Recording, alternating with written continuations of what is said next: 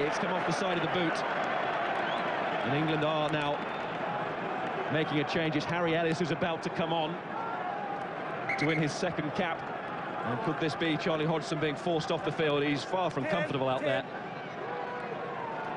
And will that mean Greenwood going into 10? What will happen? Or Gomersall move there.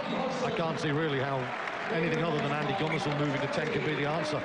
So it's a swap for the half-backs. Greenwood was asking the question there to the bench. But Gomersall in midfield, no. So it's big responsibility all round, isn't it? It's the forwards who've taken responsibility in the last 20 and turned this game. Paul came through, got it back to Gregan. Gregan chips on, and there the standoff. Andy Gomersall will be tested to the full here.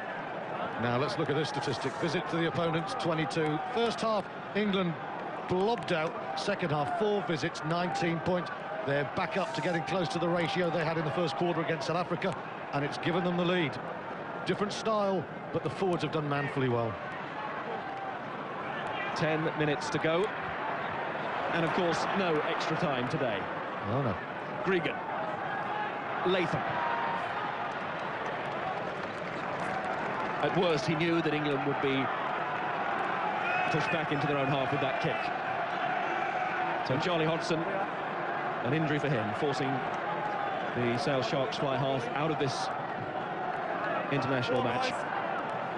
He played very well in most ways, but those 2 kicks will have a few people thinking, but his overall play, his control was lovely, but got to get those kicks. And the control there from Martin Corrie wasn't lovely. Unusually from him, an error at the line out, and Australia have a chance to mount an attack. The advantage quite correctly now over, and Australia having good ball from that line out. Here's Wendell Saylor. Penalty. 9 white here, 9 white. Well, it's Giteau on the floor, and he'll be the kicker, of course. And it's Andy Gomersall who gave the penalty away. Right. Come on, lad. That's the first incident of foul play we've had today. Shoulder charge after the pass was made. I don't want to see any more of it, OK? Thank you. No great protest there from the Gloucester man. Let's have another look on Giteau. Well, it actually is a split second late, but the point is, that's not a tackle, that's a shoulder charge, and in fact, that's a penalty. You have to put the one up, make an effort to put the arm around. You can lead with the shoulder, but then you've got to wrap the arm, and Bonus is right. That's slack from Gomersall. It could be more than slack. And the fact it was late too compounds the offence, and clear penalty. Australia have this chance to retake the lead. And Giteau, who has given so much this afternoon and so much to Australia throughout 2004,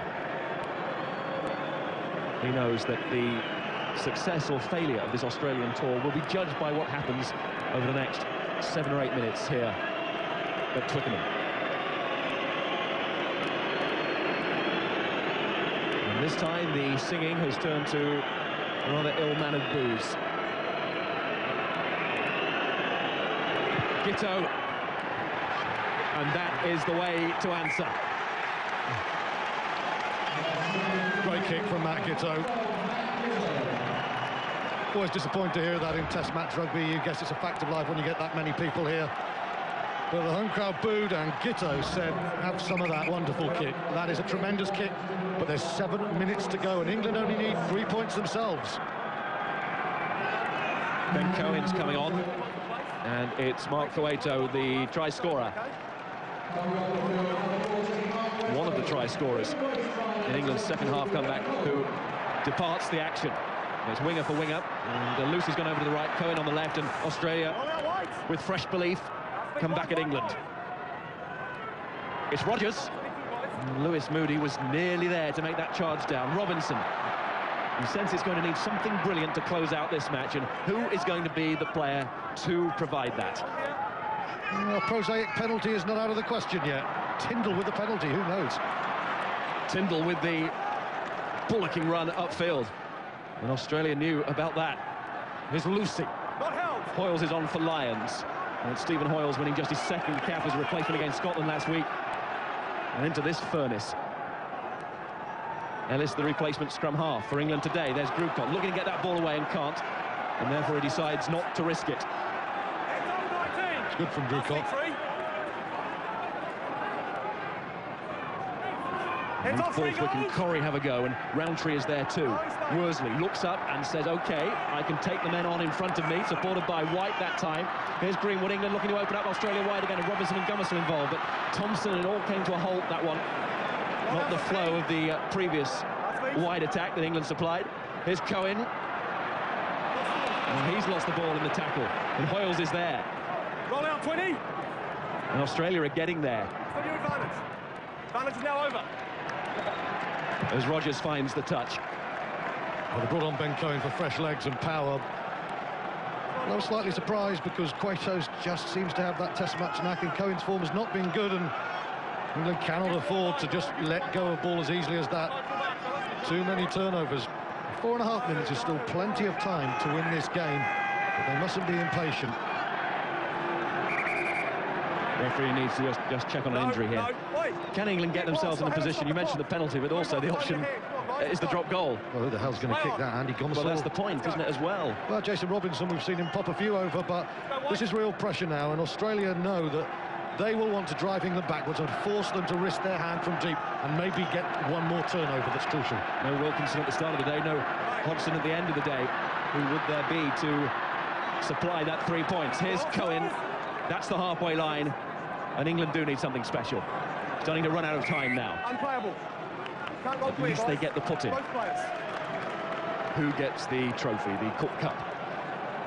Australia hold it after their victory in Brisbane in the summer. Much closer today, but a win at Twickenham will do very nicely. Thank you very much for Australian rugby. Haven't had one of those since 1998. And England being driven back here in the scrum. Are you happy here? You think some of that media criticism has hurt the Australian front five? England have moved them about now and again, but overall, the Australian pack has done well. That's more solid from England. And here's Gummersall, little show. Remember, not in his normal position. Ellis, top by Borthwick. Errors costing England dear, and Tyndall needs to retrieve that ball quickly. Not kick it away. This one just handed away. Right. Also, it's a good pick-up there, but I don't know quite why Mike Tyndall left it 30 metres back, because Australia aren't going to hurry to get that ball back. Sorry, guys. Got to keep cool in the White. Hot moments of battle. I don't think Harry Ellis's decision to go short work there. I think that's why Borthwick dropped that ball. He wasn't expecting that one. I think England need to find space, not claustrophobic 5-metre channels. And the clock now is running down horribly for England. And Gregan is in total control. That scrum collapses, referee puts whistle to mouth, and England have somehow managed to turn this one over. It's been lost forward. England have got the ball back. Can they snatch the win? Thanks, Malcolm. Yeah, you're right on with me. Seconds. Crouch and hold. Down the middle, please. Engage. Seconds so precious as Ellis feeds. Stay on, Simmons, stay on. It's the Leicester combination at the base now. Corrie to Ellis. Here's Cohen. Roll off, roll off. Well, first and foremost, England have to keep the ball. They can't afford another knock-on. Gummersall, referee almost in the way, ducking. Borthwick catches that one. Harrison with the tackle. Ellis again, Robinson. Threatening to get through, as he does every time. Hands in there from Australia. It's come back on the Australian side. Ball was loose. Moody goes through. It's been knocked on, though. No problems. No problems. You release the ball, he can. Look at the fighting there at the breakdown from the Australian pack, and Andy Robinson can't do anything from his seat in the stand now. The agony of watching you've got 40 seconds. This victory slip away. England had worked so hard to get back into this match, but it's Australia who've come through towards the end. Inside the final minute, about to tick into the last play of the game. Last feet, hold. There it is. Australia have the ball. Okay. Gitto, nothing fancy now required. Greenwood is trying to rip it back. Come out, 21. It would be dramatic if England got something from this play, but Australia have control. Latham boots the ball out on the full. He won't worry that he was outside his 22, but he will celebrate the fact that Australia have won. It was Cat who put the ball into the stand in the World Cup final. It was Latham today What is it about Australia? They can go so deep, can't they? They end their international year with victory at Twickenham for the first time since 1998. And add that to the drubbing they handed out to the world champions in Brisbane.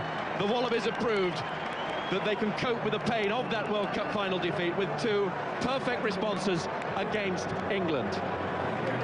Well, I thought Australia showed what a gritty sporting nation they are. Stay with this.